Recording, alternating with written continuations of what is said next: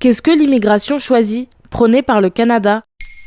Merci d'avoir posé la question. Début novembre 2022, le Canada a annoncé vouloir accueillir 500 000 immigrants chaque année d'ici 2025. Le quotidien national Le Devoir rappelait alors les chiffres mis en avant par Statistique Canada quelques jours plus tôt. En 2021, le pays de près de 40 millions d'habitants comptait 23% de migrants parmi sa population nationale. Un chiffre record au sein du G7 qui pourrait grimper à 34% d'ici 2041. Le Canada est considéré comme un pays d'accueil depuis toujours. Ainsi, un Canadien sur 5 vient de l'immigration.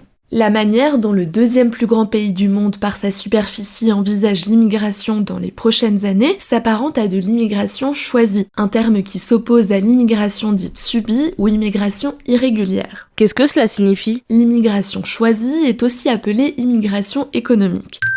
L'objectif principal est de maintenir ou de relancer l'économie nationale en accueillant des personnes qualifiées et avec des compétences professionnelles bien spécifiques. Le pays mène cette politique depuis les années 60. Les chiffres parlent d'eux-mêmes. France Info rappelle que 8 habitants sur 10 de Toronto, centre économique du pays, sont des immigrants de première et de deuxième génération. Une tendance qui caractérise donc surtout les grandes villes. En 2016, au niveau national, 60% des immigrants étaient recensés comme des arrivées économiques en opposition aux réfugiés. Pourquoi le Canada veut-il augmenter sa capacité d'accueil ? L'économie nationale est en forme. Pourtant, certains secteurs manquent de cerveau. Ainsi, le gouvernement fera particulièrement appel à des immigrants pour ceux de l'éducation et de la santé. Un nouveau système de sélection est à définir. Les règles seront mises en place individuellement par les provinces. Début 2022, Statistique Canada chiffrait à 957 000 le nombre de postes vacants.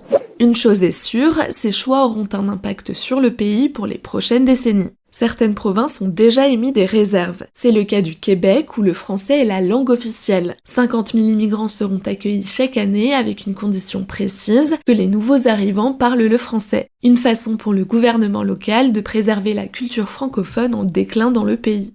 Louisa Véronis, professeure à l'Université d'Ottawa et spécialiste de l'immigration, s'est-elle montrée sceptique dans une interview donnée à France 2. Le Canada est mal préparé pour accueillir ce chiffre, en partie à cause de la crise du logement. Le gouvernement met l'accent sur les travailleurs qualifiés, alors que beaucoup de la pénurie de main-d'œuvre n'est pas forcément des emplois qualifiés. C'est le cas de la restauration notamment. Et pour l'instant, près d'1 million des demandes d'immigration déposées ces dernières années n'ont pas été traitées.